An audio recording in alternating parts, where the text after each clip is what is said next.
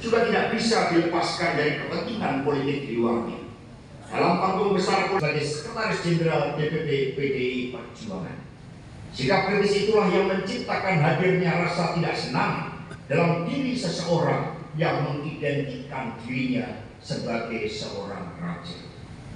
Pertama, penolakan terhadap kehadiran kesebelasan Israel dalam Piala Dunia U20 tahun 2023. Sikap resmi PDI Perjuangan berpijak pada konstitusi sejarah dan prinsip-prinsip kemanusiaan yang tertuang dalam Dasar Sila Bandung. Pembebasan dan kemerdekaan Palestina adalah komunika politik yang ditandatangani oleh pemerintah Republik Indonesia dalam Konferensi Asia Afrika tahun 55 di Bandung. Ini yang kita tandatangani bersama dengan 29 negara yang lain. Sikap ini terbukti benar. Akhirnya, bukan hanya Ibu Megawati Soekarno Putri dan PDI Perjuangan yang kokoh dalam prinsip, namun dunia pun kemudian mengutuk Israel atas kekejamannya di Gaza. Inilah Satyam Eva Jayate yang pertama. Kedua, sikap penolakan terhadap perpanjangan masa jabatan Presiden Jokowi atau penambahan masa jabatan 3 periode. Prinsip yang dipegang oleh Ibu Megawati Soekarno Putri adalah berpijak pada Undang-Undang Dasar Negara Republik Indonesia tahun 1945 pasal 7. Ini yang harus dijalankan dengan seluruh-seluruhnya, yang menyatakan bahwa masa jabatan Presiden dan Wakil Presiden hanya 2 periode. Akhirnya seluruh masyarakat sipil, mahasiswa dan akademisi menolak hal ini, dan inilah Satyam Eva Jayate yang kedua. Jadi Satyam Eva Jayate adalah kebenaran itu pasti benar. Itu yang kita lakukan. Ini adalah prinsip-prinsip kebenaran yang kita junjung tinggi. Yang ketiga, ketika konstitusi dikebiri dan demokrasi terancam mati melalui keputusan MK nomor 90 tahun 2023, inilah abuse of power dengan menggunakan hukum dan diduga penuh dengan intimidasi dan penggunaan kekuatan kapital akibat campur tangan Presiden Jokowi dan Ketua MK saat itu Anwar Usman. Sikap tegas Ibu Megawati Soekarno Putri terjadi karena ketaatan pada peraturan perundang-undangan. Apa yang terjadi di MK ini akhirnya tercatat sebagai titik paling gelap dalam sejarah demokrasi Indonesia. Dan inilah Satyam Eva Jayate, sebab konstitusi itu memiliki roh. Dan sekiranya itu dilanggar melalui abuse of power, maka bisa menciptakan krisis. Kita yang tidak menginginkan itu, maka kita juga akhirnya berproses, meskipun itu semua adalah prosedural. Keempat, masyarakat Indonesia mencatat bahwa di dalam Pilpres dan Pileg tahun 2024 serta Pilkada 2025, berbagai penggunaan mesin politik yang bukan partai politik kembali terjadi. PDI Perjuangan menyampaikan begitu banyak catatan gelap atas praktek demokrasi prosedural yang berwatak otoriter populis ini. Masyarakat mencatat begitu masif intimidasi yang dilakukan terhadap kepala desa, anggota legislatif, jurnalis, tokoh-tokoh pro demokrasi, para pengusaha hingga kepala daerah. Bahkan bujuk rayu melalui bansos pun dilakukan untuk membius kesadaran rakyat. Ini berita di salah satu media nasional hari ini, korupsi kepala desa yang kemudian ini menjadi alat sandera. Terhadap berbagai penyalahgunaan bansos ini, pada tanggal 8 Februari yang lalu, Jenderal TNI Purnawirawan Luhut Binsar Panjaitan menyatakan bahwa dari 500 triliun dana bansos tersebut, hampir separuhnya atau 250 triliun yang sampai ke masyarakat. Inilah penyalahgunaan keuangan negara dalam proses elektoral. Ini yang seharusnya juga menjadi perhatian. Hadirin dan seluruh masyarakat Indonesia yang kami cintai dan banggakan, PDI Perjuangan sangat menghormati KPK. KPK punya misi mulia untuk memberantas korupsi dan menegakkan akhlak bangsa. KPK didirikan oleh Presiden Megawati Soekarno Putri bukan untuk dengan wajah yang seperti saat ini.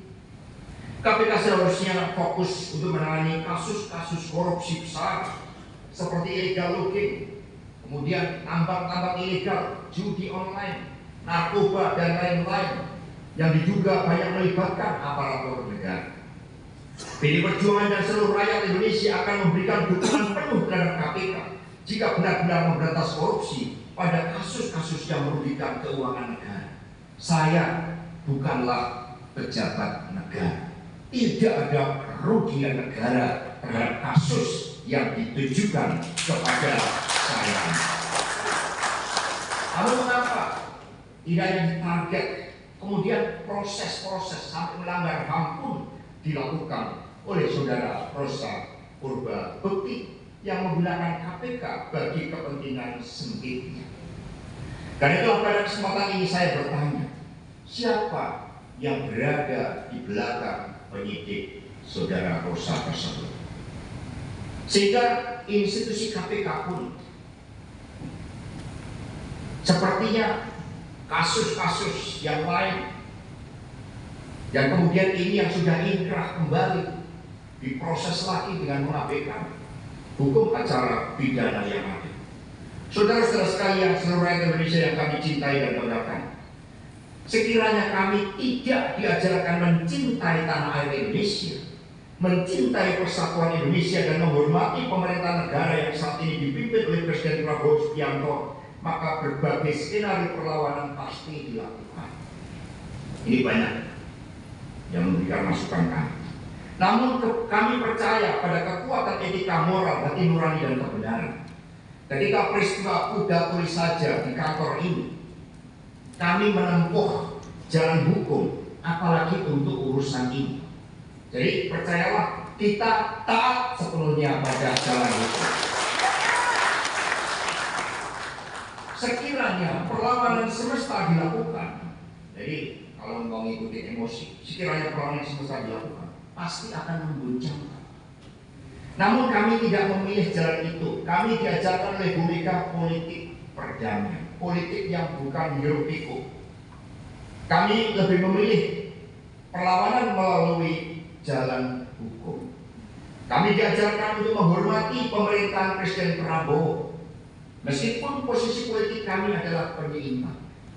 Namun demi keberpihakan pada kepentingan rakyat, bangsa dan negara melalui DPR RI, karena keputusan di DPR itu diambil bersama-sama, banyak kebijakan strategis yang diberi dukungan oleh fraksi PDI Perjuangan DPR. Itu sikap kita. Maka kita tidak menjadi oposisi. Kita penyeimbang. Kita tidak ada kader yang kita tugaskan dalam jajaran menteri. Kita hormati seluruh kapasitas leadership dari Presiden Prabowo. Kita ikut bertanggung jawab di dalam menjaga stabilitas politik negara yang beliau pimpin. Kita ikut berjuang membangun masa depan negeri dengan penuh rasa cinta terhadap tanah air, sebagaimana juga menjadi semangat dari Presiden Prabowo. Kami juga mendukung upaya pemberantasan korupsi yang dilakukan KPK. Namun sekali lagi, KPK tidak boleh disalahgunakan oleh ambisi orang per orang penyidik hanya karena campur tangan kekuasaan politik yang ada di luarnya. Meskipun ini beberapa kali dibantah, dari secara empiris fakta menunjukkan itu terjadi. Oleh karena itulah, Bapak Ibu dan saudara-saudara sekalian, kami mohon doanya pada hari Rabu tanggal 19 Februari 2025 besok, tim hukum PDI Perjuangan akan mengajukan saudara Rosa Purba Bekti ke Dewan Pengawas KPK atas tindakan pelanggaran etik dan kesewenang-wenangan yang telah dilakukan. Ini mohon buat teman-teman pers, sikap kami ini bukanlah untuk melawan KPK. Sekali lagi, sikap ini bukanlah untuk melawan KPK. Di garis bawah. Sikap kami ini justru menjaga marwah KPK agar kembali pada misi utamanya. Sikap kami adalah dukungan nyata pada KPK dengan seluruh jajaran. Jadi agar kita juga tidak dibenturkan. Karena itu Bu Mega yang melahirkan.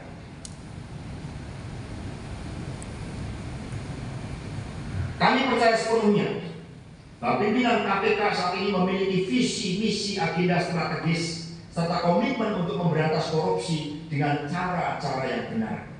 Kami percaya bahwa Dewan Pengawas KPK akan bertindak adil, dan memiliki kedaulatan penuh tanpa intervensi pihak manapun untuk berani memeriksa saudara Rosa Purbabekti yang nyata-nyata telah melakukan intimidasi dan proses penegakan hukum yang melanggar undang-undang. Tindakan yang dilakukan terhadap Kusnadi misalnya dengan menyamar, membohongi, mengintimidasi, merampas barang-barang miliknya dan milik DPW PD Perjuangan, serta memeriksa selama hampir 3 jam tanpa surat perintah panggilan adalah tindakan melawan hukum. Dan itu dinyatakan oleh saksi ahli dari KPK sendiri bahwa menyamar itu tidak boleh, harus memperkenalkan diri terlebih dahulu, menunjukkan surat perintahnya. Ini tidak ada, maka dilakukan 5M tadi. Dan barang-barang milik DPD, ada buku yang memuat rahasia partai. Bayangkan rahasia pilkada kita, perintah-perintah ibu ketua umum kita, rapat-rapat partai, itu semua disita dengan cara-cara melanggar hukum. Dan selama ini kami diamkan agar ada upaya untuk kritik, namun ternyata hal itu tidak dilakukan.